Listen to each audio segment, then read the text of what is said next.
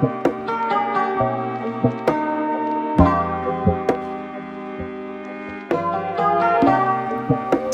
guys, so this is what the wig looks like before.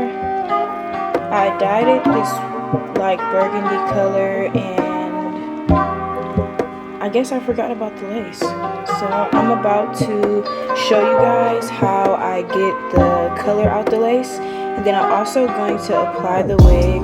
It's not going to be a detailed wig install, but I am going to apply my cap on video today. So since I did not show you guys in my last video how I apply my cap, I'm about to show you right now.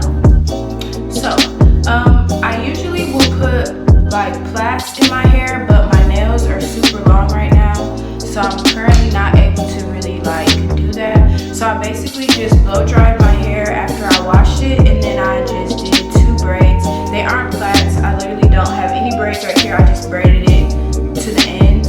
So this is what we have. And then I'm basically just gonna use the braids like this to go like this. So now I'm going to apply the cap.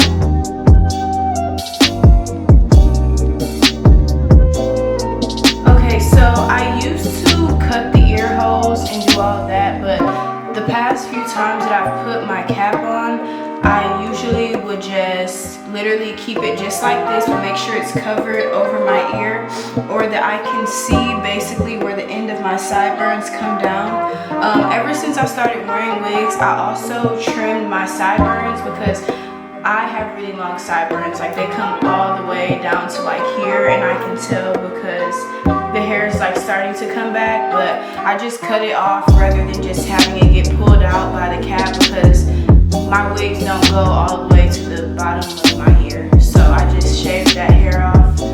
So I'm going to be taking the Ghost Bond glue, y'all know the drill, to secure my cap. I used to use the Got To Be spray, but I don't really like that as much because it takes a while to dry, and sometimes, or I've had the problem of like not putting enough spray and my cap won't be as melted as I like for it to be. So I'm basically just going to mimic my natural hairline on the cap without cutting the ear holes. I like that it fits a little bit more secure, because sometimes you can cut the holes for the ears like too big, and it may be like all the way up here too high, so it won't really be like that comfortable. I just personally like for all of my hair to be covered up, because that's just what I prefer.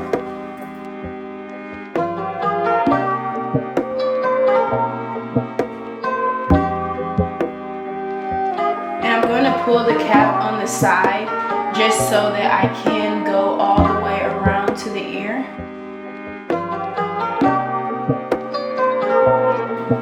Like that. And then I take this just to kind of blend some of that glue or spread it out the same way we would if we were installing a wig. So I'm kind of going to push some of that back into my hairline.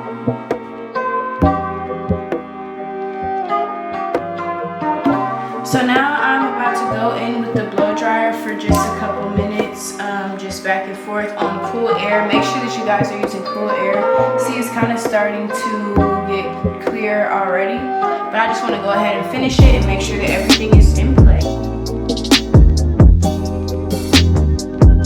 I already cut my wig in the middle. I only cut it in the middle when I'm removing the extra. So basically you're going to see that I just pull it right back. I'm going to hold out. And right now I'm not even going to worry about the ear. I'm literally just going to cut it upward like this. Just a little bit, and then wrap the rest around my ear like this.